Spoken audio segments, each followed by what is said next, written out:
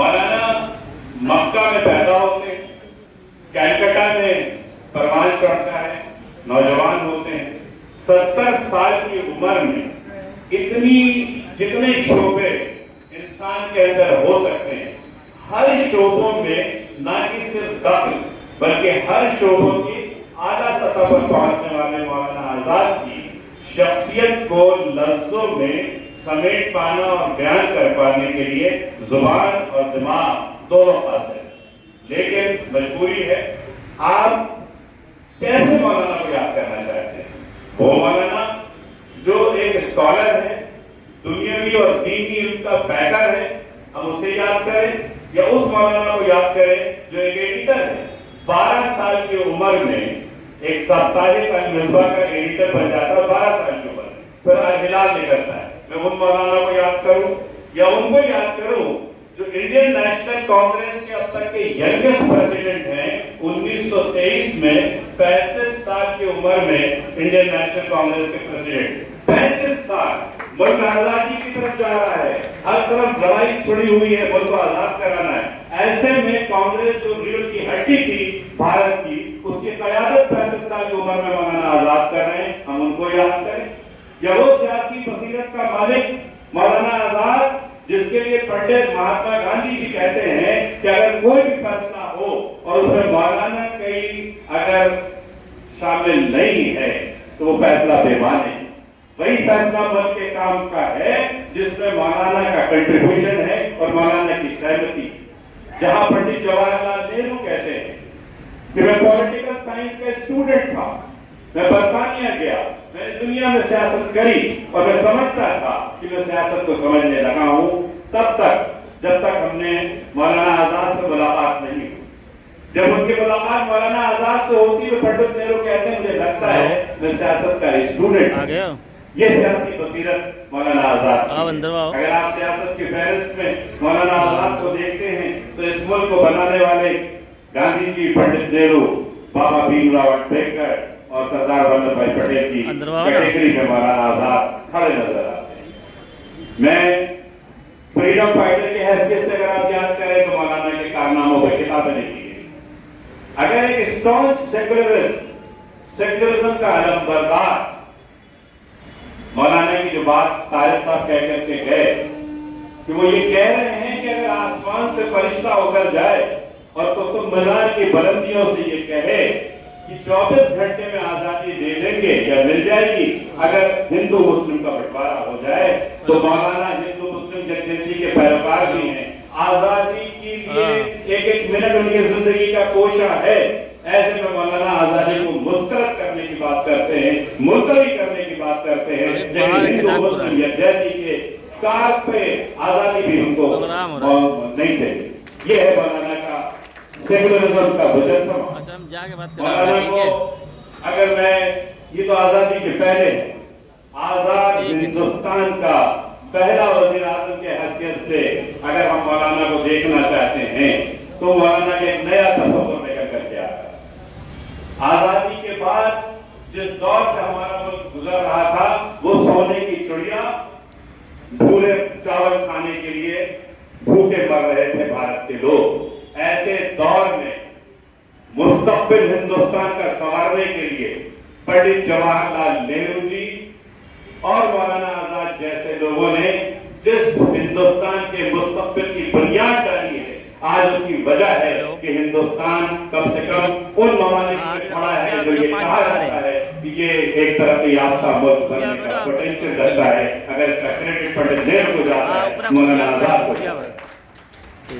مولانا آزاد کا وزن اگر آپ کو دیکھنا ہے، ایجوکیشن منسٹر کی حیثیت سے ان کو اندازہ لگ گیا تھا یہ ملک جو غربت کے کگار پہ کھڑا ہو گیا ہے، اس کا ریوائول اگر ہونا ہے، دنیا کے پٹل پہ اگر اس کو آگے چلنا ہے تو یہ تعلیم کے ذریعے ہو سکتا ہے۔ اور اس کے لیے جب وہ چیئرمین تھے central advisory board of education کے، ایز اے چیئرمین کی حیثیت سے وہ یہ کہتے ہیں فری اور کمپلسری ایجوکیشن 14 سال کے تمام بچے اور بچیوں کو ملنی چاہیے۔ 1947 میں کہہ رہے ہیں کہ کھانے کے لیے بھارت کے پاس پیسہ نہیں ہے۔ سر कांग्रेस की जो यूपीए 2 की सरकार थी उसने राइट टू एजुकेशन ला करके मौलाना के इस विजन को सरापा इम्प्लीमेंट करा है, जहां पे राइट टू एजुकेशन में हर बच्चे को 14 साल की उम्र तक मुफ्त शिक्षा का इंतजाम किया गया।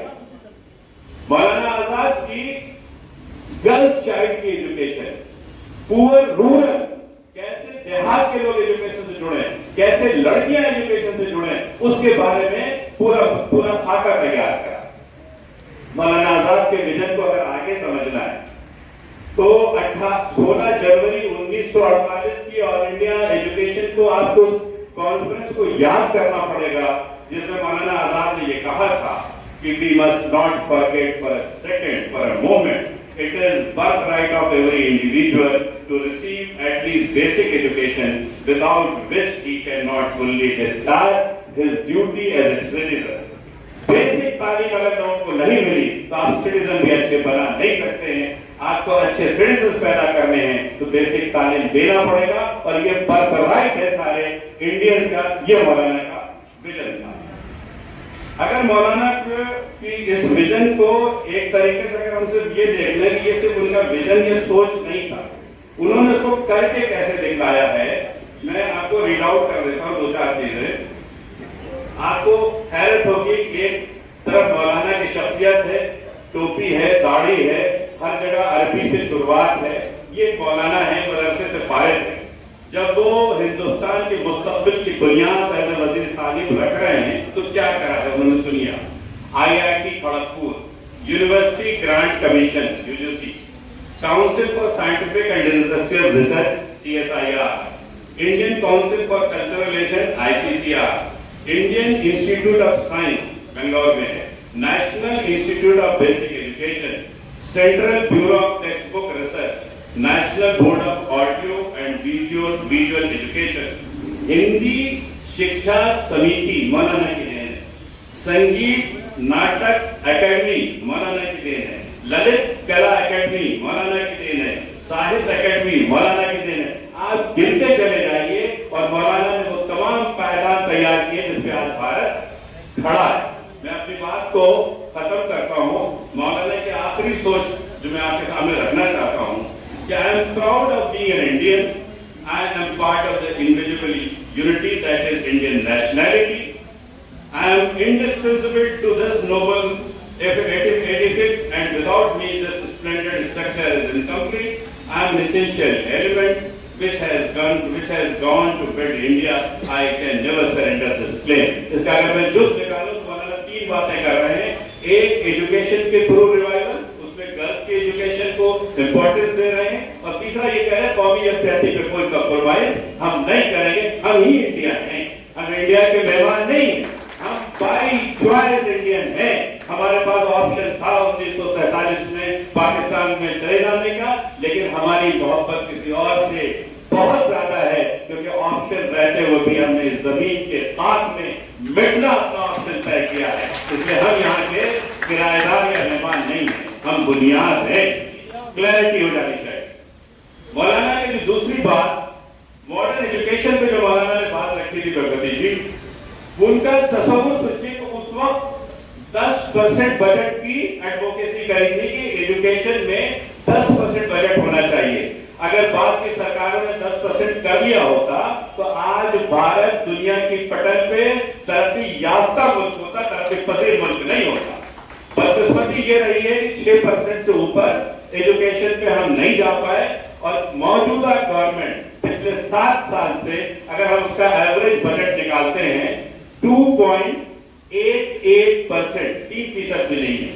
आज अमेरिका और डेवलप्ड कंट्रीज की रीढ़ की हड्डी इंडिया से निकले हुए इसी IIT और IIM के पढ़े हुए टेक्नोक्रेट्स और मैनेजमेंट ग्रेजुएट्स हैं। अगर हमने 10% बजट बनाया होता, सारे लोग एजुकेशन जुड़ते तो दुनिया हमारे जेब में होती।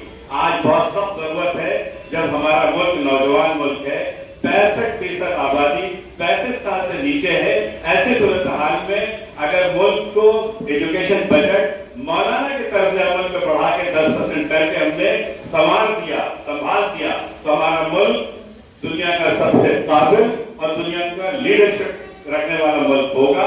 बदकिस्मती एनडीए से अलग है, एनडीए सरकार अपनी जिद 2.88% को अगर कंटिन्यू रखेगी, एजुकेशन पे पैसा नहीं खर्चा करेगी, तो ये जो हमारी डिविडेंड है ना, ये जो पूरी डेमोग्राफी है, ये जो यंग मुल्क है, ये हमारे लिए कर्ज बन जाएगा, लायबिलिटी बन जाएगी। इसलिए आज मौलाना आजाद को खराज अकीदत पेश करते हुए हम ये मांग भी करते हैं कि मौलाना आजाद के इस विजन को मौजूदा सरकार 10% एजुकेशन बजट की तरफ ले जाने की कोशिश करे, जिससे मुल्क हमारा कर्ज से निकल करके बाहर आ सके।